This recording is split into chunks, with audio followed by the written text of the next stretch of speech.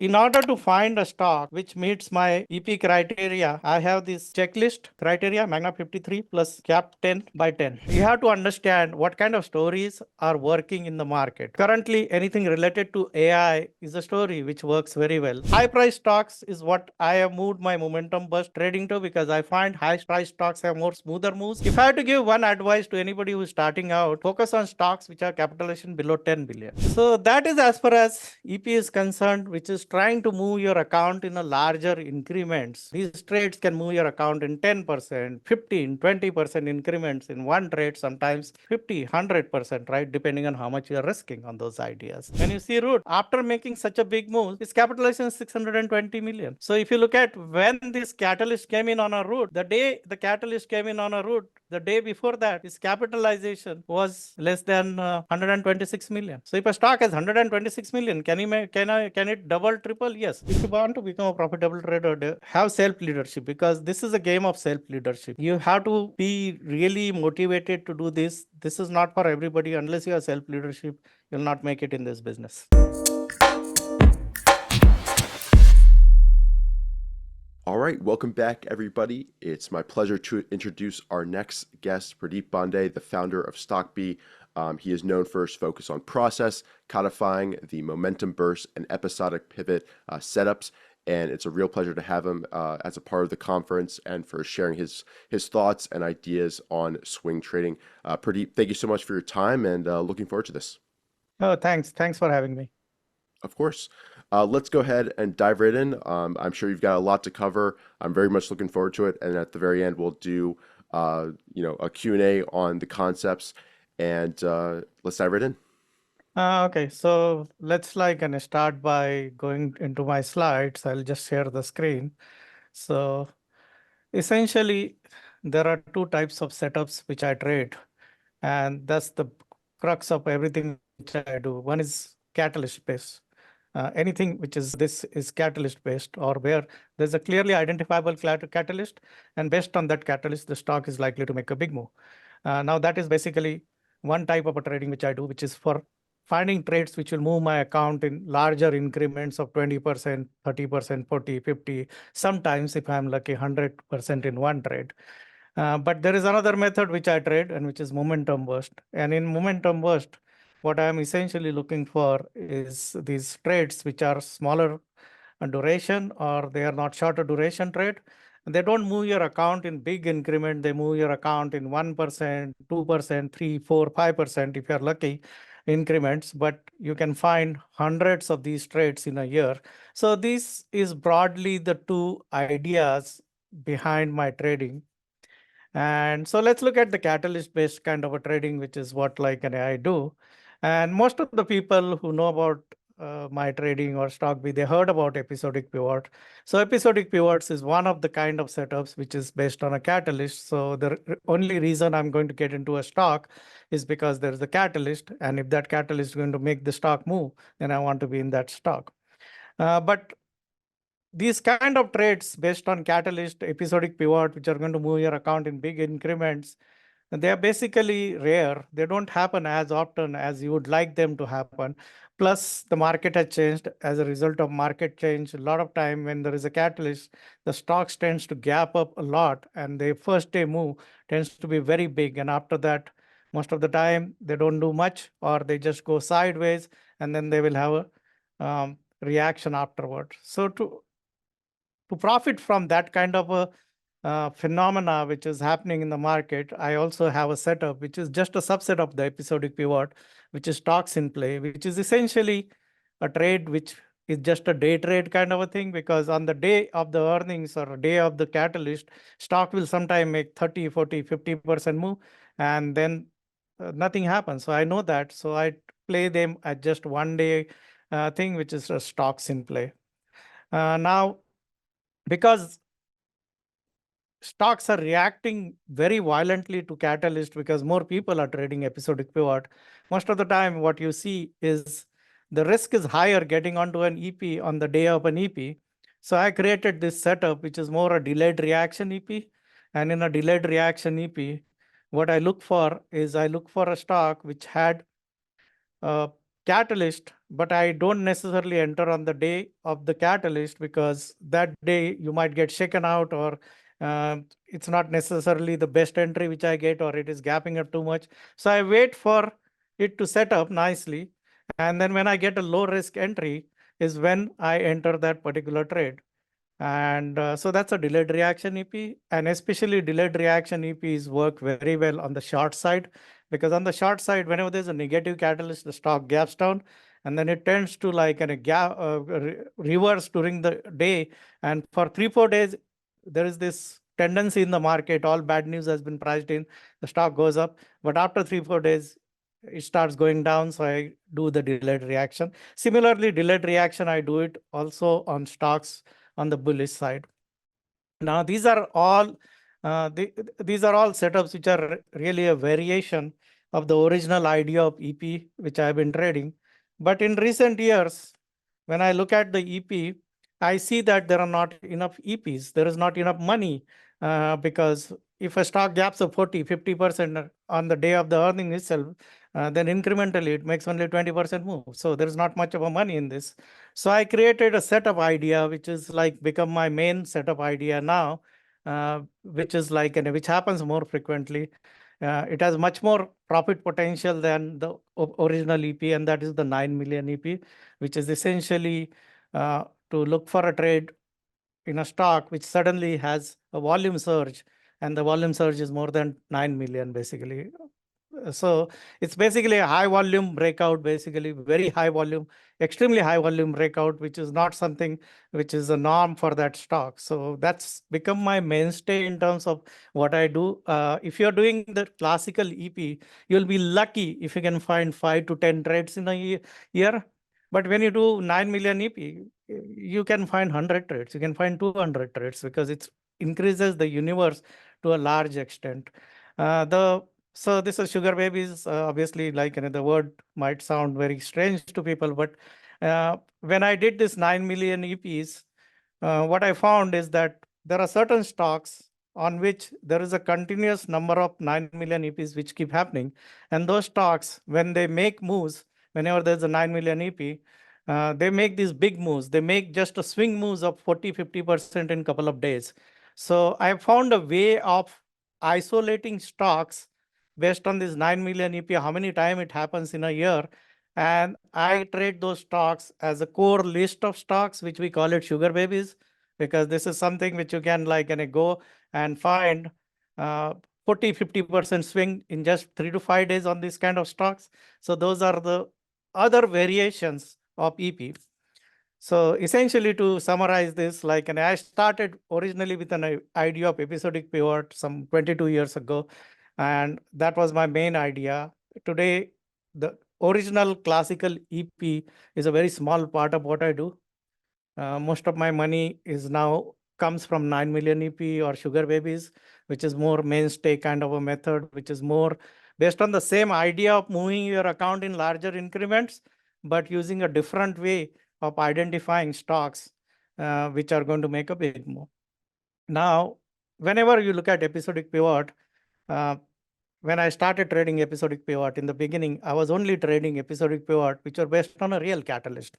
So I was looking for real earnings. I was looking for real sales, or looking for a real something which is like, say, recent example, CRDO. If you go and look at CRDO, what you're going to find is there is a reason why the stock went up, right? And basically, if you see CRDO here, right here, this is what like was this earnings and sales.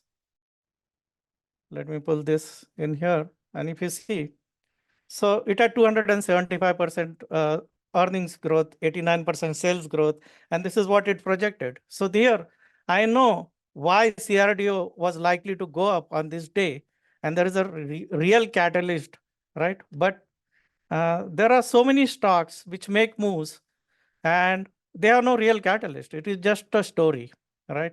Good example of that is a stock which I bought yesterday, ACHR, right? Now this stock, it's a story that they are going to have planes which will fly vertically, take off. There is no real business, right? And if you look at their earnings or sales, it's just hot air, right? And this is like what in Wall Street terms is called fugazi, right? And there is just like there is 0% sale, there is no sales, but these stocks can double, triple, they can make bigger move than CRDO. They can make bigger moves than stocks which are earnings. From time to time, the stocks makes these big moves, right? And it makes 100%, 200% moves. So the realization that stories make bigger moves than the real catalyst is really the turning point also. So nowadays, I trade a lot of story stocks as EPs. Anything which is a story is likely to fly better than a stock which has a real catalyst. So I focus more on these stories, which can be just like, you just have to keep your logical brain aside to trade these kind of story stocks. So that's the other twist, which is like new twist to EP. So stories EPs is become like a very important. The only difference is on a real catalyst kind of an EP, if I have a conviction, I'm willing to put a lot more capital. I'm willing to go 50, 60, 70, 80, 100% of my account on. But on a story stocks, I can't bring myself to put all my account on a story stock. But even if you put 20, 25%, those story stocks can go up 300, 400%, or at times even crazy. So stories is another twist to the original idea of episodic pivot. So let's look at some of the examples of this EP kind of a trade. The recent example is like in a CRDO, is just what I just now talked about, where there is a real clear catalyst, and based on the catalyst, the stock is going up, right? Before I go ahead, like, and if you have any questions, you can ask, because I covered a lot of things in this first few minutes. So if you have any questions, you can go ahead. Yeah, just for people who maybe aren't familiar with an episodic pivot, could you kind of give a brief definition and maybe use one of the examples to kind of walk through what exactly you mean by an episodic pivot? So episodic pivots is a terminology which is more used in television or in movie industry. Basically, the story takes a twist, right? There is some catalyst which comes in, and as a result of the catalyst, the market completely reevaluates its view about this stock. Supermicro was going nowhere, 6 months going nowhere, and then it guides higher, and it guides significantly higher. And the story took a turn. That's the episodic pivot. As a result of this, the stock went up 154% in less than a month. Now, that's the kind of thing which is a catalyst which changes the story, or it changes the market view about the stock. And because of that particular episode, the stock goes in a different direction, basically. And I Yep. can show you similarly on a short side, like an SMCI is an example of long side, but Mobileye, right? Mobileye came and like guided significantly down. When it significantly guided down, after that, it went down like 20, 30%, right? Basically. Or here is a good example of a episodic pivot, right? Door opens in a flight. Right, means that's like the story took a total turn and the stock went down after that. So that's what episodic pivot is. It's some surprising news which the market has not anticipated, and that surprise leads to a stock making a big move. Yeah, perfect. I think that's good for now. If you want to run through examples, I'll probably have some more questions to jump in there. Okay. So CRDO is a recent example of this thing. And as I showed you just now, CRDO, if you look at it on the day of earnings, even before the market opened, this was very clear that like it had significant from like negative sales growth, 275%, 89%. And I pay a lot more attention to sales growth rather than earnings, because earnings in today's market conditions are not necessary for stock to make move. But what you want to see is sales growth. Sales growth is what drives stocks move. So sales growth was phenomenal. Not only that, it was projecting for next 4 quarters this kind of sales growth and this kind of a profitability. So this is a good example. And as a result, you can see that the stock made a big move, right? And this is an example of a EP where there was a real identifiable catalyst. And as a result, on the day of the earning itself, it went up 27%.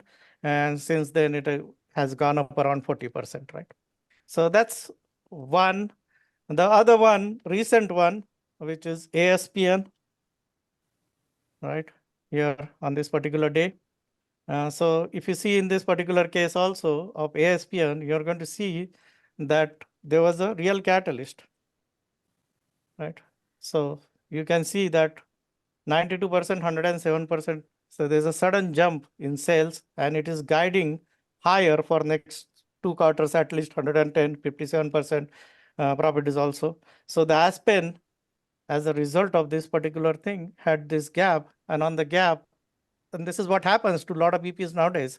On the day of this catalyst, the stock made 56% move. So a lot of the catalyst gets priced in just day one. And if you see, since then, the stock hasn't really done much. Yes, it is up 30%, but most of the catalyst got exhausted on the first day itself, basically. It's up 57%, and it ended up giving up some of the gains in last 2 days. So that's another example, recent example of like this thing, EP. Obviously, SMCI was something which was a big catalyst. Uh, SMCI had two things. It had the earnings, or it guided significantly higher, and then after a couple of days, there was earnings. But it also had a story element to it. And the story, you have to understand what kind of stories are working in the market.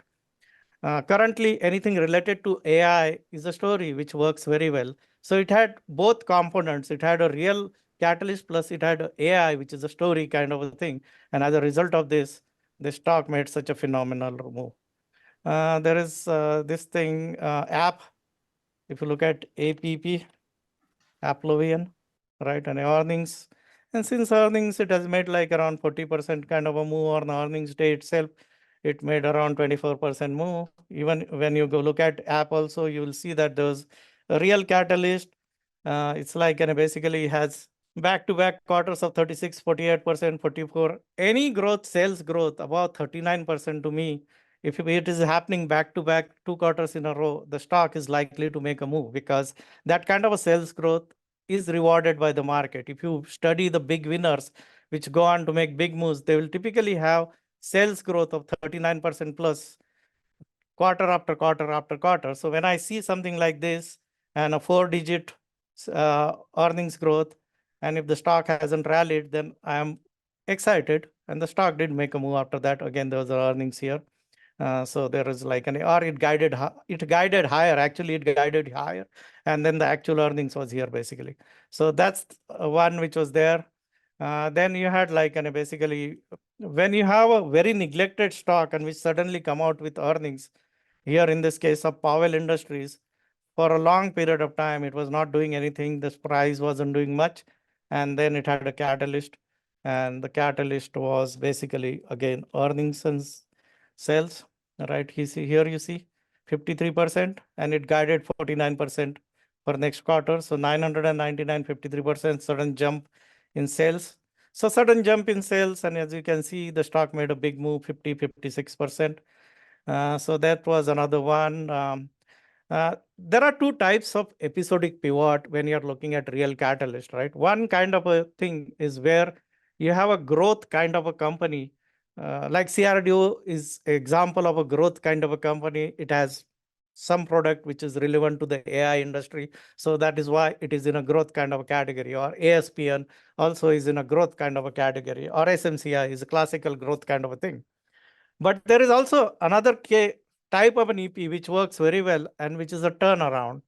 So in a turnaround kind of a situation, when a stock for multiple quarters or multiple years in a row is not making good profit, it has trouble with its business, its sales are going down, and then suddenly it comes out with sales and earnings growth, which surprises the market, then this is a turnaround. And you will see that turnaround EPs often make bigger moves than EPs on stocks, which are real earnings and real sales. And the reason being that when a stock has this kind of 2 or 3 years of negative sales growth, it gets beaten down to a very low price level. It is like a really beaten down. The market has a very negative opinion on it. The market doesn't really care about this stock. Analysts drop their coverage. And when it manages to turn around, that can be a big move. And Abercrombie and Fitch, ANF, is a good example of this kind of a turnaround. See here, this is where first I noticed this stock, and multiple times I traded this stock, and the stock from this first EP has continued to go up, and it has made around 522% move. And if you see the reason, it's very apparent. It was a classic turnaround kind of a situation. See, for multiple years, sales were growing down. Then a management change happened. New management came in, and they started this particular sales growth started. And when the sales growth started, you see that the stock just took off 467%, 16%. This is where this is where they also had up to $6.28. So as a result of this particular thing, this stock has. So this is an example of a turnaround kind of a situation. Recent stock, which has a similar kind of a catalyst, was GPS, but hasn't done much. So I'm keeping an eye on this because I wrote down this is a turnaround EP. Because if you see again the numbers behind the scene on Gap, and again there is a new management in Gap. Yeah, it's 903, but it's not really guiding higher. It's not same as Abercrombie and Fitch. So that's not something which may make the same kind of a move, but there is a potential for a turnaround kind of a situation. So that's the second kind of an EP. Just Then you jumping in have with a question. Mhm. Would Elf also be in the kind of that same vein, a turnaround? Elf is more a growth. It's a new Growth. company. Okay. It's a new growth, right? And it's created this category. See, since this particular day, I've been monitoring Elf like multiple times. I have got out of this trade, and Elf is more a sales growth kind of a story Mm-hmm. as against a turnaround. Because if you see Elf, it's been growing sales at 49, 78, 76, 76, 85, 71% for 6-7 quarters in a row. Mm-hmm. So that's like a growth kind of a stock, basically. So anything which is growth, any stock which has 39% sales growth, I consider that as an EP if it is meaningful. Like the sales growth on 1 million becoming 2 million is not meaningful, but if it is 10 million and it grows by Right. 39 million or 100 million and grows by 39%, that's something which is going to make the stock fly, basically. So ELF is a growth stock. Turnaround stocks, basically, if you want to look at an example from past, this is a good example of looking from past. Avis Rent a Car, and if you go and see during this time period, its earnings shot up a lot during 2020 after being lower. So that's a classic example of a turnaround kind of a thing. Or if you look at this, right? So you see from a loss of $6.20, it had a jump of profit of 58, which is like a huge jump. And as a result, you'll see the stock from being trading at around $8, it went all the way to $250 or $300, I think, to $400, right? So that's a turnaround kind of a situation.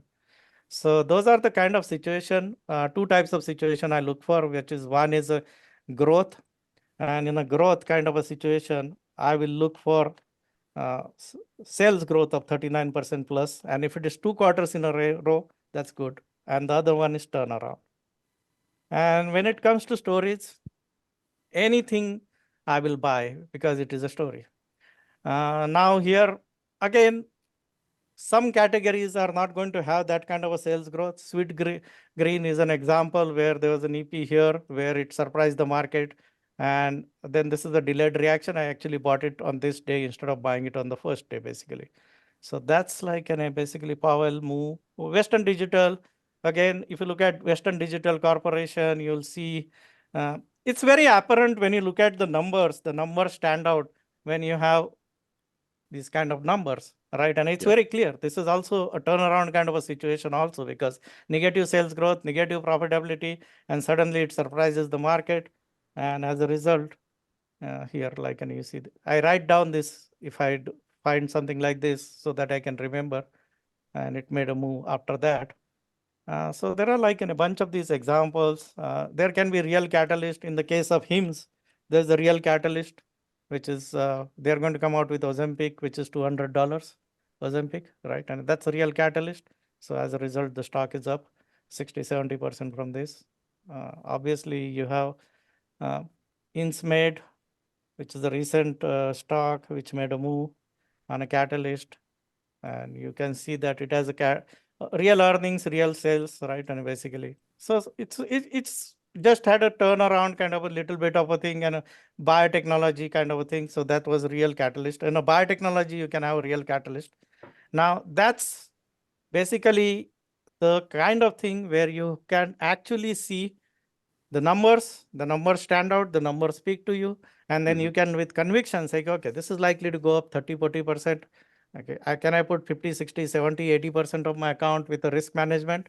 Yes, and then make money. All right. Unfortunately, the last example which I'm going to show, and which is what people want to find every day, but this kind of a thing is going to happen only once in a lifetime. It happens very rarely, right? It's a unicorn. You can't base your strategy based on unicorn. Yeah, Root had like a really phenomenal number suddenly, but in a year you're going to only find one or two examples like that. So it's not really like, see here, 56, 173, 284, and that's what started this move. But that kind of a thing doesn't happen all the time. That's the problem, right? If it happened every day, we'll all be billionaires, but that doesn't happen. So as a result of this, I like to go into the story stocks, right? So that is as far as real catalyst is concerned. So two types of catalyst I look for. One, there is a sudden growth in a stock, or the market discovers that particular stocks as a growth stock, or a turnaround. Typically, turnaround make longer lasting moves than growth stocks, because most of the time growth stocks can make a move for 1 quarter or 2 quarters and they can flame out. While in a turnaround, if it's a real turnaround, the turnaround can last for quarters, months, years. In Abercrombie Fitch NF example, that turnaround is a genuine turnaround. So the stock continues to keep going up. So that's as far as the real catalyst EPs are. Okay. And Any questions here? yeah, so you mentioned a few kind of criteria that you've looked for when you went through those different names. Neglect was a big one. Would you mind kind of summarizing some key things that you look for that maybe, if it's apparent in Episodic Pivot, it brings it from a B minus setup to an A plus setup for you? Okay, I'm going to keep this slide as it is. I'm just going to add content on this so that it is easy. So in order to find a stock which meets my EP criteria, I have this checklist criteria, MAGNA 53 plus cap 10 by 10. So each of these letters stands for some criteria checklist. So MAGNA 53, so MA stands for massive acceleration. I want to see a massive acceleration, triple digit, something which is growing at like 10%, suddenly growing at 100, 200, 300%. Or so massive acceleration either in sales or in profit, or analysts were expecting 10 cents and the company come out with 50 cents, right? So that's a massive beat on analyst expectation. The next thing is gap up. If this news is a surprise to the market, the stock should gap up, right? And a lot of time people think that this earning is good, but the stock doesn't react. The stock just sits there, or it actually like, and it doesn't in a pre-market doesn't react. So that's not what I'm looking for. So the gap up is important. The next thing is neglect. So I look for a stock which is neglected in terms of 2 months, 6 months, 1 year, 2 year, 3 year. The bigger the neglect, better it is basically, right? And neglect is not only in terms of a price action, neglect in terms of number of mutual funds owning the stock. You will see that some of the stocks, they will have less than 100 mutual funds owning them when they are discovered by the market. So that's a neglect, right? Or there is no analyst covering that particular stock, or there is no news flow on that stock. When you go to some news site like The Fly or Briefing, you don't see for months, there is no news. So that's a neglected stock. And then suddenly the market discovers and it goes up like crazy. Root is a classic example of what happened like that, right? A stands for acceleration in sales. So if there is a massive profit the company has made, company can make massive profit by just reducing cost, getting rid of employees, right? That's not really going to fly because it's just one-time cost cutting which is there. So I want to see if there is a massive acceleration in profit. I want to see if there is an acceleration in sales. So A stands for that acceleration in sales. The 53 part, the 5 stands for short interest. So the stock should have a short interest of 5 days or more. So if it has a short interest of 5 days or more, that acts as a fuel. And because the market is considering it as a negative story, or there is like no the market consider, the market has a negative opinion on it. Okay, so that's one. Now, if it is a stock which is well known by and it is something which is like a stock which is covered by analyst and all, I look for whether the analyst, the 3+ analyst raising their price target. Because if there is a substantially new news which comes in the market, the analysts go and increase their price target. This is what happened on the day on which SMCI came out with this news saying, look, and they're going to beat by significant. 10 or 12 analysts raised their price target for SMCI. So 3+ analysts, if they raise the price target, then it tells me that this is something where the analysts think this is significant, right? Because analysts raise their price target if there is a new information for them to raise price target. So that's 53. Now, this is out of this is the MAGNA part is must have. That's the must have part. 53 is optional.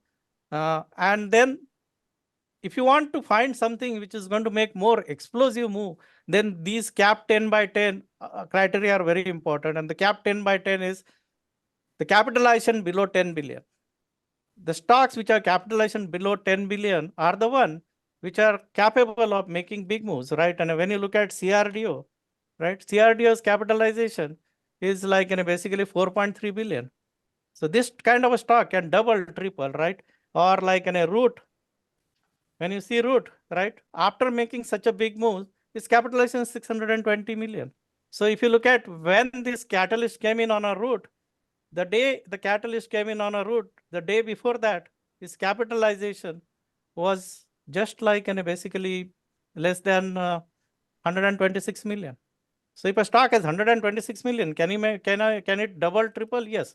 But if a stock has like 100 billion as a capitalization, like say when I look at Moo, even if it has a catalyst, I do not believe Moo is going to double or triple. It is going to make 10 or 20% move. So that's capitalization. And then the 10 stands for IPO of less than 10 years. Most of the big moves in a stock happens in the first 10 years of their IPO. There are rare examples like NVIDIA or something which will move later in their life. But most of the time, like when you look at a stock which has Zscaler, right? And Zscaler has made a big move after its IPO. It's made this big move. Just like in less than 4 or 5 years or 7 years ago. That's why in the first 5 years, it made those big moves. So that's my criteria for selecting a stock. So that's the criteria. And if the stock meets that criteria, then I consider it as a real catalyst. Great. And do you have certain routines that you do every day and every week to keep track of new EPs that are coming to market, whether that's, looking at news, screening, pre-market? What do you kind of do to make sure that you're on top of any potential opportunity? So in order to find this EP, all the work you have to do it in pre-market or in post-market. So for that, we have a process which we follow, which we call it NTRT, MTRT, which is night time is right time, morning time is right time. So it's a checklist where every stock which had like an EP kind of a characteristic, if a stock had 39% sales growth, right? I want to know. I go through like I have certain sites, like I use sites like the briefing.com, right? So briefing now today is a holiday, so you don't see the thing, but like, so if I go on a regular day, you're going to see it will show earnings, right? So I go through this to look for anything which is growing earnings or sales. Then I look for like things. So briefings is one of the sites which I use. Then in briefings also, you'll see that they have this. This is my number one source of information for most of the earnings related thing. So they have this kind of a market summary, or they have these stickers where they tell you what is happening for the day, which stocks are up based on earnings, sales. So I will go through everything in the morning. By the time before the market opens, by 8 o'clock, 8:30, I would have looked at every stock. Like say Asan is an example of a stock which was up. There was a catalyst there. So I look at this site to find information. Then I have some other sources like the Fly, and then I have my own software which looks at how many analysts have raised their price target. So that's another thing which I look for. And as a result of this process, any stock which is meeting my criteria, I will know about it before the market opens. So if it meets my criteria of MAGNA 53 cap 10 by 10, I'm going to buy it at open, basically, right? So this is a process. It is a process, and the checklist is there for this particular process. There is a checklist, and if a stock meets, and then I'm going to go and look at it. And it's the same process also I use for finding stories. So here is a stock which I bought yesterday, and it doesn't meet my criteria of like MAGNA 53 cap 10 and 10, but I know this is a story, right? There are going to be planes which are going to fly vertically. People will be able to go from one place to another in 10 minutes. You'll have a helicopter landing in your backyard. Science fiction, right? Sounds very interesting. And the stock is up like 17% based on that story. And a couple of times the stock has made 50, 100%. So I know this stock. I know there is other stock like this. So, or here is another one. This company from time to time makes these big moves. It's a story, right? And they have a solid state high density battery, which in our lifetime, sometime in our lifetime might come in. But from to time, they come out with press release saying they got an order, something happened, and the stock makes 40, 50%. So that's the story. Again, those story kind of a thing, I find through my process of NTRT, MTRT. So that's the process for finding these stocks. Yeah, great. And once a name is on your radar and you're either gonna you're looking to enter it, what's kind of your process for doing so? I know you like to enter right at the open. How do you manage risk? Right off the open. Yeah, what's your process for actually entering the names once you've identified them as EPs? So when I look at the catalyst and when I look at the strength of the catalyst, if I think that this stock is going to make a 50, 100%, 200% move, then in that case, I means like I would willing to take a 10% stop on that kind of a situation, because I know this is a life-changing kind of a situation. It's going to make like multiples of my risk.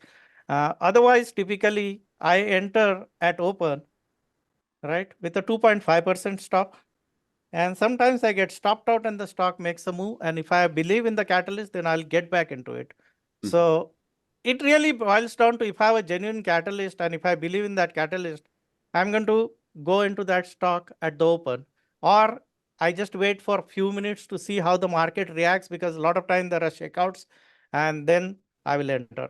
Sometimes, and good example of that is, again, yesterday itself, I looked at this stock, SRPT, right? I looked at the catalyst, I looked at everything, but based on my past experience of SRPT, I had studied this stock previously, I had seen its earning. I had this thing that it didn't react positively to earnings. So I had this thing saying, okay, this catalyst is good, but I'm not sure whether the stock is really going to react positively. So I decided that I'm going to wait for a delayed reaction EP on this particular stock, right? So I am going to wait for a delayed reaction. So I didn't enter this particular stock. Even if I had entered, I would have got stopped out probably, because the stock went up and it faded, right? So then I'll wait for a delayed reaction. So I decide based on the strength of the catalyst. There are situations which are must buy. SMCI, when I saw the catalyst, I knew this is to be must buy. I just bought it. But SRPT, when I looked at the catalyst, I wasn't convinced that this is going to fly immediately. I thought like, and I'm better off waiting, because it was gapping up too much also. So I said, okay, let me see, right? So 2 or 3 variations, tactical variations. Either I buy it as an OPG order, which is opening price guarantee, or I wait few minutes and buy it, or I decide to do it as a delayed reaction EP. And could you walk through maybe a delayed reaction EP that you bought and kind of why you waited for that point to enter the name? Sometimes like, and it just is like, so here, like, this is hymns, right? Anyway, I was traveling on this day, but like the catalyst was genuine catalyst, right? So I said, okay, this catalyst is good. Really, this is like, so I waited. And then when it had a breakouts is when I bought it, because that was the first positive day after that particular thing, right? And now, sometimes what happens is this BA, when I heard the news of door opening in flight, I have some background. I worked for a cargo airline many years ago. So I said like, no way, this stock is going to go down, right? I shorted big position, and I got stopped out on the first day, but I said like, this is a genuine catalyst, right? So I waited. And on this day, I shorted again with size. So it's like once I study a catalyst and once I'm convinced about the catalyst, I just want to be in that particular stock to profit from it basically. And if you delay the entry, the, it doesn't work. Mobile, when I looked at what they are guiding down that day, I said like this stock is going to go down. But I know there are people, because it was gapping down 40%, there will be a short-term trade. So I waited and then I shorted it on this particular day. So delayed reaction EP is more and more what I'm doing. Also, when I started doing this, I was trading a 6-digit account. Now I trade significantly more capital. So it's not the same thing I can do, go on 100 million capitalization stock and put all my accounts. So I had to wait for delayed reaction or try and get a better entry. And I tend to trade more established stocks on EPs also nowadays as against these very small stocks. So that also drives the decision to get into delayed reaction. Mm-hmm. And what's your process for scaling out and selling a position once you're in it? Does it depend on the catalyst? Does it depend on which variation on the EP setup that you're using? Mm-hmm. Yeah, so before I take the trade, right, and I calculate in my mind based on my experience and the catalyst, strength of catalyst and all, how much the stock is likely to make a move, right? So when I looked at Aspen that day and looked at the catalyst, I said this stock is likely to make 40 to 50% move based on the catalyst, right? Now, unfortunately, the stock gaps up 27%. So what is the additional 20 to 30% additional I thought is possible, right? Basically. So I bought it, I had a profit and I put my stop to protect the profit. I got shaken out on this particular thing. I didn't re-enter. But incrementally, it didn't really make big move after that. Like, so I am like happy. But my calculation was this is going to make a big move. SMCI, I thought like based on that particular thing, it's going to make 70 to 80% move. I didn't think it will make that kind of a big move of 200% kind of a thing. But I was happy getting 80 to 90%. So always look at what is likely to be the profit on this particular trade. On the GPS, I think and it is likely to make another 10 or 20%, 20% kind of a thing. It's not going to make double or triple, right? And so accordingly, I will decide my profit target and I will decide where to get out. I will give it a room to run. If I'm genuinely convinced that this is going to go up 60, 70%, I'm not in a hurry to get out on that particular stock. But once it reaches that kind of a target, I don't want to overstay the party. In this CRDO case, I thought it will make a 40% kind of a move. And it made that move and started reversing. So I got out for a profit, basically. Right. So I always, before doing this, before getting into anything, I always have a profit in mind. And if that is what it does, and if it doesn't do that, and if it just hesitates after the entry, I will kill the trade because I have seen the one which work. They just go like bullet. If they keep coming back, they don't work. Mm. And what in your experience, and this might have changed over the years for sure, but what in your experience in a good market are kind of the success rates of episodic pivots or different variations that you trade? So the classic EP in a very good market, if the market really has like 12 to 14 months of bear market and everything is beaten down and it comes, you are going to get 10 to 12 EPs, and then you can because everything which if you enter right, you can get like 70-80% win rate. But you're lucky if you can get 3 to 4 ideas in a market like today, the genuine EPs, right? So I'm no more like in a really means I will always buy EP if it shows up. But what really my focus nowadays is delayed reaction EP and 9 million EP. So where my risk is very low, because in a delayed reaction, I'm sitting there waiting for a good buy point to come in. And if the good buy points come in, then so here, Deckers, I was waiting for a good buy point, and then I waited and entered it. Didn't really make a big move. I'm waiting for this stock to set up again because I think the earnings is good here. The earnings was good for the kind of stock it is. Like it's not going to be phenomenal, right? And so delayed reaction. I waited and made. Sometimes I thought this thing is going to make a move, GPS. I had a big position. Second day it started rolling over. I got out and I'm now waiting. So 9 million EP is where most of my focus is nowadays, and delayed reaction EP. Okay. And 9 million EP is when 9 million shares are traded on that day. Yeah. Suddenly means like it is Yeah. not trading that kind of a volume, and suddenly it trades that kind of a volume, right? And so it can be like most of the time this will be some sort of a story stock, right? And it's here is a classic example of like a trade which I did during the COVID-19 time on EP 9 million kind of a thing. And I didn't even understand why it was making that kind of a move, but like it was making that kind of a move. And the only reason I got into this particular stock was it showed up on that day in a EP 9 millions thing, right?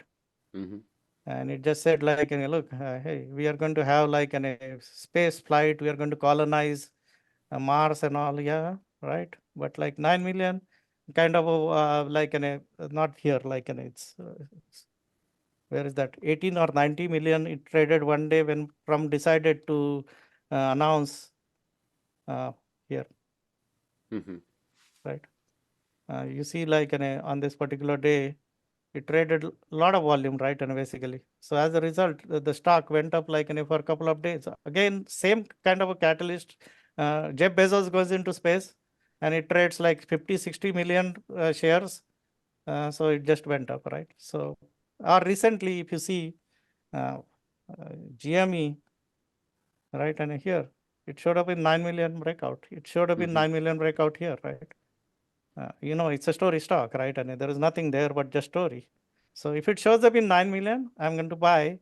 And there are certain stocks which tend to make a lot of 9 million EP in a year. Mara is an example. This is what I called a sugar baby kind of a thing. This stock, if you look at it, right, I calculate how many 9 million EPs the stock makes in 2 years, 1 year, 6 months kind of a thing. So if you see, Mara has made 98 9 million plus breakouts of 4% plus in last 2 years. For whatever reason, this stock, when it makes a move like that, it swings of just 3 to 5 days are like 40, 50%. So every time Mara has that kind of a setup and it is making that kind of a move, I just buy if there's a 9 million breakout and if it is at the start of a swing. Each of these swings are like big, huge swings. So those are the stocks where like Carvana, it's a story stock, right? It doesn't have like any reason why it goes up, but it just has 9 million. It makes 36% in few days. So these are the stocks, coin, Affirm. So they make big moves. So that is what I do on 9 million EP. That's my main focus nowadays for finding like bigger moves, obviously. So these are like basically some of the things on the EP, which is basically a line extension or like saying, look, you had a Coke, now you have orange Coke, you have a green Coke, you have a vanilla Coke. So it's just the same idea of episodic pivot, but expanded to get a lot more setups. 9 million EP gives you anywhere between 100 to 300 trades in a year. Classical EP gives you only 2 to 3 trades. So that's why I like it. So that's as far as this is concerned. And you can see some 9 million EPs like iron, which is a recent example, right? So here 9 million EP and it makes a move of 54% in less than a week. 9 million EP and it makes a move of 48%. I don't even know what it does. I don't care, but it shows up in 9 million, I'll buy. I do know what it does, but I'm just saying, right? Yeah. So same way CLSK or like the DraftKings, which I bought couple of days ago, even though there is a genuine interest, like, yeah, it's a 9 million EP, it's going to make a move, right? So because it has multiple times made those kind of moves based on that kind of thing. So that is as far as EP is concerned, which is trying to move your account in a larger increments. These trades can move your account in 10%, 15, 20% increments in one trade, sometimes 50, 100%, right? Depending on how much you're risking on those ideas. But there is another thing which I trade, and I trade these singles. What I call this is like home run strategy, and this I call it as a single strategy, which is a momentum burst. In the case of momentum burst, I'm buying a breakout, or I'm anticipating a stock which is likely to break out and buying. These are typically trades of 3 to 5 days, 8 to 20% in terms of profit on a trade, or $10 to $300 on a swing. Now again, when I started trading these things, I used to trade any and every stock. Nowadays, my focus is more on high price stock. So for breakouts, I focus exclusively on high price stocks most of the time. I don't really care about 8 to 20%. I care about if I'm risking $10, can I get 30, 40, 50, $100? So that's what I focus on. And the other thing is, if you want to trade these breakouts or anticipation setup, the best returns I've seen are either on biotechs and technology stocks. So if you just reduce your focus to just biotech and technology stocks, then you can make a lot of money. And if you have to trade this kind of a method, this kind of methods work very well when the market is going up or the market is favoring them. So you need a situational awareness filter. You can't be just trading them every day, because there are time periods when you're going to get chopped to death. Every single breakout you buy is going to fail. And there are times every single breakout you buy is going to work. So you have to figure out when your breakouts are going to work and not going to work. So every day morning, I create situational awareness. I answer one question: are breakout likely to work? If breakouts are likely to work, then I go aggressive. If they're not likely to work, I sit out. Okay. So and these are some of the examples. These are very simple trades, basically like I'm just looking for some sort of a range expansion. So this is a stock which I bought on this particular day, right? Because it was up like an $11, and this is a stock which I traded like in the last uh, 5 years or 6 years. I must have traded these stocks for every swing I trade, because it's a very nice, smooth moving stocks on both long and short side. So I risked $10 on this particular stock, and this is what it did in 4 or 5 days. It made $73 on that particular thing, right? There's a stock which is a sister stock of this, because I saw O'Reilly and I was in O'Reilly. I was keeping an eye on this one, AutoZone, and I saw AutoZone breaking out. So this day I bought it when it was up around $30, and I put $30 as a stop, and just 3-4 days, it's up around $160, $150, right? So those kind of trades in high price stocks are very common. Chipotle Mexican Grill, which is one of my favorite stock. I am very sad that it is splitting, because that party is over. My money making idea in Chipotle Mexican Grill was every time it had a breakout to buy and just keep buying a small, because many time it breaks out, and the breakout day is just like 0.5% or 1%. It is breaking out with 2%, and it makes a move of 11%, right? So high price stocks is my thing for these kind of stocks. Daker, right? Anything which is priced above $100, especially nowadays $300, I'm always going to look for some sort of a like breakout. So here it's up like with 1% in 4 days.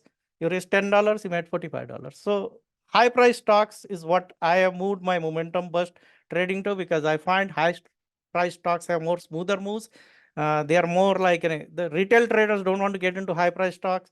So I can do a smaller size, but it still makes good money. Or I'll go into biotech or technology. Again, in this particular situation, we want to make money using breakouts. The most important criteria which I found is capitalization. Capitalization below billion, if you focus on, there are a lot of breakouts, especially if you're doing the smaller price or biotech technology.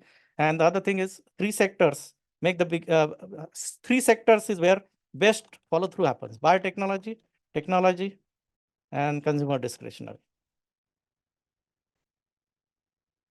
So that's what, and then I anticipate some of these breakouts. I anticipate. So if I anticipate, then I get into this. But this high price stocks is like really my bread and butter in terms of this kind of moves. All day I can trade moves like this, 2.54%. I put a stop at half of the day's range, and it goes up 31% in 3 or 4 days. So that's, and I trade them both long and short, but more on the long side than short side. That in essence is the totality of what I do. I do anticipate some of these things. So if a stock is setting up nicely, I would be like looking at, so these are the stocks which I'm monitoring for, say now, Simera, Neogen, which are setting up. I would be in them. This already had a breakout, but like Dick Sporting Good. Now this is the kind of high price stock which I like to trade basically. So with that, over to you in terms of whatever questions you want to ask. Yeah, for momentum bursts, could you also go through your two Lynch criteria, which Okay, is, yeah, uh, good yeah, question. Let me like do this. Okay, so let's say for selecting a stock, I'm going to use a two Lynch criteria, right? And basically, in the case of like breakout, right? And if there is a breakout, let's go to a example of this. It's a good example, which is like Chipotle Mexican Grill, which I traded uh, some multiple times, but this particular example I'm going to take you to because that is a good example of that kind of a thinking, right? And so here, like, and if you see, the stock had this first leg move, and then it had this breakout. So this is what we call that two Lynch. So for two Lynch, what I look for is the stock should not be up 2 days in a row, right? It should be linear. I like to trade stocks which are very smooth, which are linear trends. I don't like to trade stocks which are all the time jumping all over the place, right? And you have some stocks which just like in a Chipotle Mexican Grill moves very linearly whenever it moves. AutoZone moves very linearly. So I like those kind of stocks. I don't like stocks which jump all over the place. Then negative or narrow day prior to breakout day. So the day before the breakout should be either a negative day or a very narrow range day. So we want to buy at the start of a swing move, right? So that's the thing. And close the consolidation quality. The consolidation which happens before the breakout should be orderly. There should be low volume. It should have like a volatility contraction in the direction of the breakout. And the last criteria is whenever I'm buying, if I'm buying it at 10 o'clock, 11 o'clock, or at 2 o'clock, the stock should be closing near high. So that's the two Lynch criteria. Now there are variation of these criteria also. If you have a stock which has like basically gone sideways for, I like consolidation.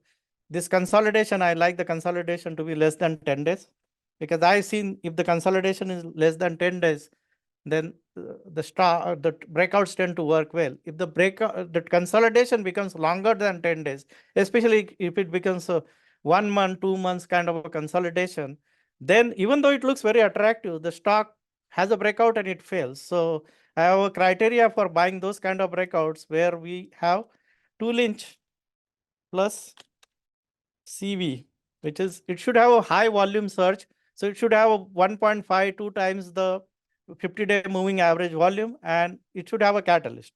I have seen if you buy a consolidation breakout without a catalyst, it tends to fail. So I look for CV, which is a catalyst plus volume for this kind of a thing. So that's the thing on momentum burst. Yep. yeah, excellent.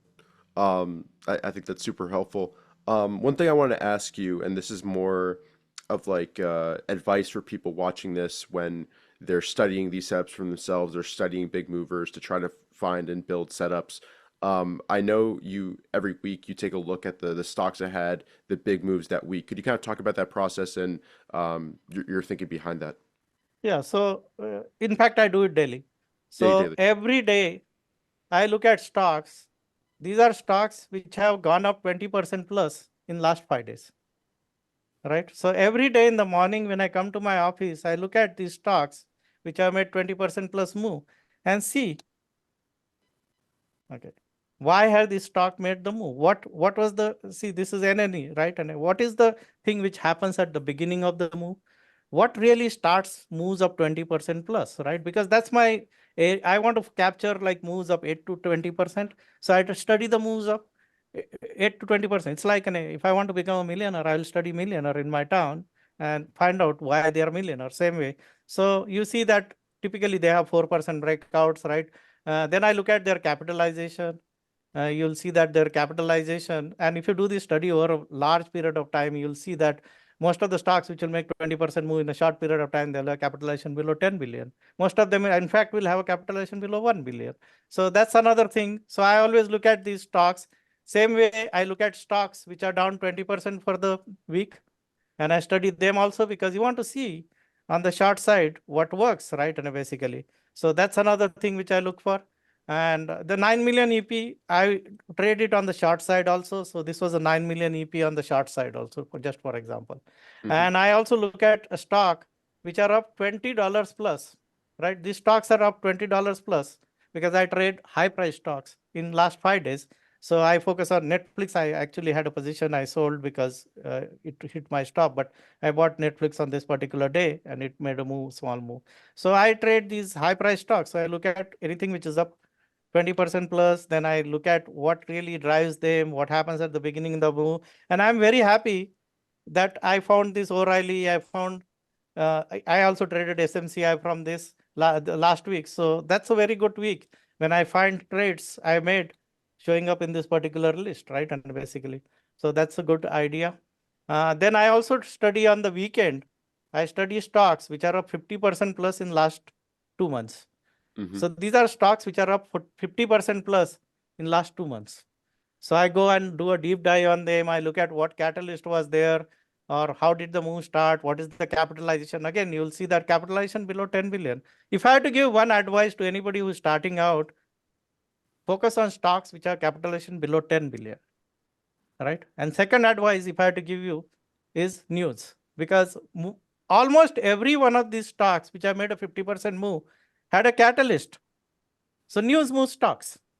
Chart pattern doesn't really matter. If there is a news, Chewy had a news. Because of that, it made. Each of these stocks had a news, and because of that, they made a move. 50% move, if you want to find in short period of time, focus on news, not chart patterns. Means chart patterns are important, but like why did this stock make a move? Because there is a catalyst, and then try and find out what catalyst makes stock go up. Why? There is a catalyst here, right? So catalyst is very important. Capitalization is very important. Those are the two things which I think are the essence of understanding news. Pay attention to news. Excellent. And I want to ask you to expand a little bit more on situational awareness and how you develop it, just because I think it's so important and you emphasize it so much.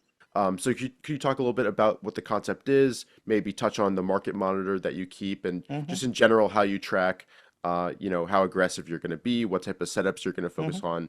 All of that would be great.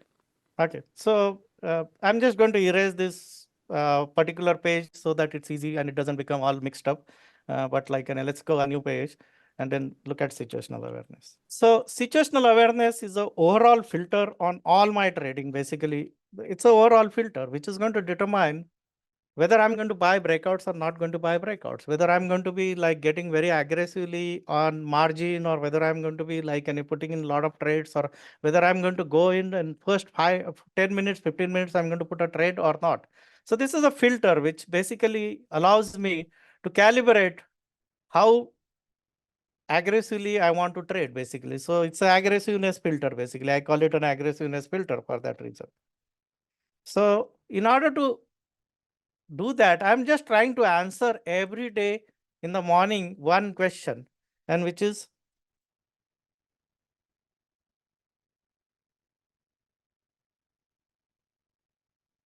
are breakouts likely to work? Right? And if breakouts are likely to work, then I want to buy breakouts.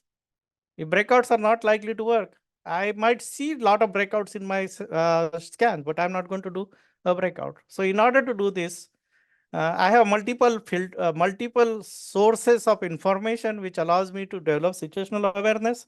One of the tools which I use is what is called as a market monitor, which basically monitors market breadth at a very simple level. Like this is a tool which I developed many years ago, 20 years ago, or more than 20 years ago, which every day looks at whether there's a buying coming or selling coming. What is the buying pressure, selling pressure in the market on different time frames, right? So when you see here in the last 1, 2, 3, 4, 5, 6, 7 days, there was more selling than buying. You also see that there are a number of stocks, 25% in a quarter.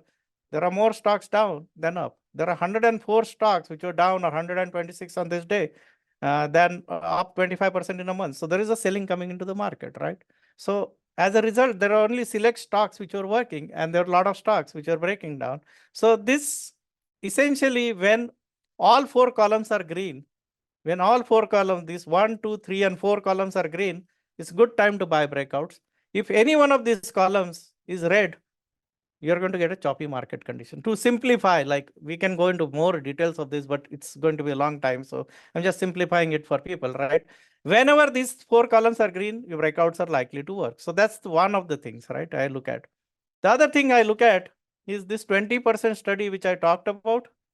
So this, what I found is this 20% study is like a oscillator.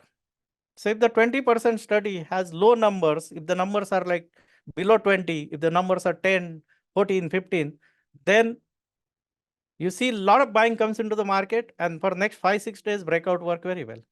If these numbers go above 100, then you see that the market tends to get hit with selling.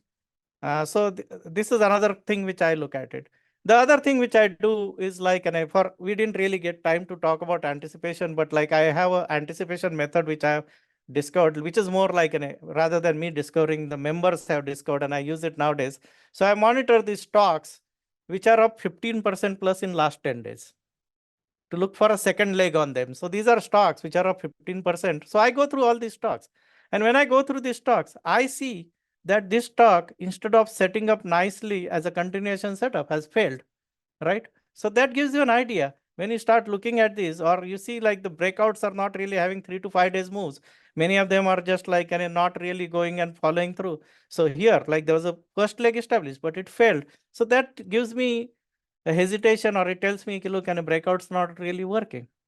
So combination of this is going to determine this. In addition to this, whenever I look at this 15% study, or whenever I'm looking at any one of these things, I'm always looking at what theme is working, what kind of stocks are working, what sector is dominating this, because this is stocks which I made 15% in last 10 days, anytime during last 10 days, right?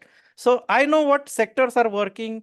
I know, like, and if you look, and this semiconductors was working, AI related was working, biotechnology. So then I know what to focus on. So that allows me to focus on certain things, right? So as a result of this, there are times when I'm very aggressive, and there are times where I sit on hand, right? And then all that it does is it allows you to not get, see, if you get chopped, it's very frustrating. And as a result of getting chopped, you start changing your methods. A lot of time when people start getting chopped, they start dropping their holding time period. Soon they become day traders, and soon they become scalpers. And then they cannot get back to doing swing. They cannot get back to holding 3 to 5 days. So I try to avoid that, and I try and trade more aggressively when situation is in my favor, and chopped when it is not in favor. Plus, where I am in my life situations and conditions today, I don't need to trade every day to make money, right? And I mean, if I don't trade anymore ever in my life, I'm fine. So I am very selective. I'm trying to like avoid all times of like under all conditions. What I'm trying to avoid is getting chopped or getting into a negative this thing. So that's why I have a philosophy which I operate with nowadays, and which is find a situational awareness where you can find free money, right? Where your breakouts are working, things are working. That's where you go aggressive. Rest of the time, just like close the shop, don't get tempted, and sit on hand, or like do something else. And would you say this is one of the common problems or mistakes that traders make, is they're trying to always be the same level of aggressiveness despite whatever the market condition is? Yeah, they are over trading, or they are like trading in market conditions where the breakouts are not likely to work, and they get chopped, and then as a result of that, they lost confidence. And I see it all the times, right? This works both ways, right? Yeah. You can get chopped, but there are times when I see my 20% plus study is going very like to 100 and all, and that time people are overconfident because 5, 6, 7 days in a row, breakouts have worked like charm. So they are like thinking, oh, I'm a genius. I have moved my account 20% in last 10 days. I'm going to buy an island. On island, I'm going to have a bikini clad woman waxing my ear and polishing my Ferrari. And then the coconut falls on their head. And so as a result, this lack of situational awareness is what in the beginning years or for a lot of trader creates uh, the The swings. swings in their equity curve or their mood, right? And if your mood is swinging, your equity curve swings. Right. So that's the means these are all, see, in retrospect, sitting here, I can talk about these things because I survived and I developed these things, right? And but for a beginner, he doesn't even understand this is his problem. So even if you tell him that this is his problem, it's very difficult for them to even accept that this is the problem they have. Right. So, right. For traders who are watching this, who may be, very early in their their learning and with regards to trading, do you have any advice for them in terms of, developing a system, becoming more process focused, a particular setup that they should focus on for beginner first? trader, my number one advice would be to find something which is structural in nature. Right, which is something which is like the Newton's law is structural, right? If I throw this bottle, it's going to come down, right? And it's not going to go up. Find something which is structural in the market. Momentum is structural in the market, right? Means people have done PhDs on this, or PEATs, which is post-earning announcement drift, which is basically the idea behind EP is like based on that, right? Or whenever there's a volatility compression resolves with a range expansion. That's a very fundamental structural nature of the market. So if you or news moves stocks is a fundamental thing, right? And that's like every week you look at the stock which made a big move, it will be based on news. So this is so fundamental or structural to the nature of market. If you base your trading based on that, you will increase your profitability potential or your probability of becoming successful. Second is, I talk to a lot of traders. As you know, I run a site and I also talk to people outside the site. And a lot of time I talk to people, every week I talk to people. And I will tell you, 80% of the new traders don't have a setup.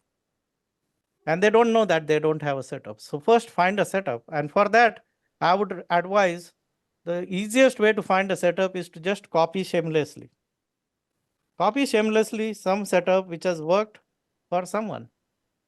That's the easiest way because you don't want to reinvent the wheel, just like do it. And over a period of time, then you can develop your own style. I copied seamlessly the Mark Butcher method, and then I developed my own things based on that, right? All actors, when they start acting, they're copying some famous actor, right? That's why. And then later they develop their own style. Or the Chinese copy US ideas and just pass on to us and sell to us, right? So same way, copy shamelessly. And the other thing is basically do a deep dive. Do a deep dive. Go and if you're going to be trading breakouts, study 5,000, 6,000, 10,000, 20,000 breakout before you put $1 on a breakout. If you want to trade your EP, study 100, 200, 300, 500, 8,000 EPs before putting one money into it, right? And then that will give you the real expertise in trading is not going 5 feet deep, is not going 50 feet deep. If you can go 500 feet deep, if you can go 1,000 feet deep, you can go 5,000 feet deep, then you start understanding, right? I study 20% plus every day. I've been studying it for so many years, right? And I discovered a pattern on the short side, which I didn't see it. In retrospect, when I see it, I how did I miss that, right? So there is always something which you're going to find when you go deeper into things. And I don't know of any trader who's been successful, he may not use the term dive, but the methodology which they used was something similar to deep dive, where they studied past winners, they dive deep into it. And that is the success, which is there. That is why they're successful. Right. And is that how you notice and develop the different variations on your setups and how they're changing over time, or? Yes. So this 9 million EP and delayed reaction EP, I developed by studying the 50% plus moves in 40 days. Because when I looked at them, I saw there were high volume spikes, or when I studied these big winners in a short period of time, the only thing common with them was news and high volume spike. So I said, okay, what is the magnitude of that spike? Is it 5 million? Is it 6 million? I noticed that it's around 10 million. So I gave it a room to run of 9 million, and I decided to focus on that. So everything which I do comes from my deep dive and continuous learning from the market, basically. It's the same thing. I see every day people telling each other that stocks which hold up the best are the one which go on to make a move. If you do a 50% study, you will debunk that in 5 minutes, because the stock which go on to make the biggest move, they don't come from the stocks which are holding up well. They come from the stocks which are beaten down the most, right? Now, that's what it creates an edge, because otherwise, if you're taking a second-hand edge and just like saying the same thing others are saying, then you're not going to believe that. But when you look at the stocks which make 50% move, they all have one thing in common. They have news and they are coming from a weakness. They're not coming from a strength, right? They're not coming from strength, most of them. They come from some place where like they were like beaten down, and then they suddenly make a 40-50% move. And this is a very common pattern which you're going to see. GME, nobody was paying attention to it. It comes from nowhere, right? So the more the stock is neglected, the more likely it is going to make a 50% move. Now that's a age which you can develop by doing a deep dive, which you are never going to do by just reading books on trading. Fantastic. I think that's all the questions I had for you, Pradeep. But first of Mhm. all, I want to thank you for taking the time to walk us through both of your setups very in depth. I really appreciate it. I think what you presented was very dense. So for everybody watching, I'd recommend watching multiple times because you're going to get something out of each time that you watch this. But Pradeep, thank you so much. Is there any kind of final message that you want to leave everybody with today? Yeah, I think in order, if you want to become a profitable trader, ha, have self-leadership, because this is a game of self-leadership. You have to be really motivated to do this. This is not for everybody. Unless you have self-leadership, you'll not make it in this business. Great. Well, we'll leave it at that. Thank you again, Pradeep, for your time and for putting this together. To everybody watching, make sure you leave a like down below, subscribe if you're new to the channel.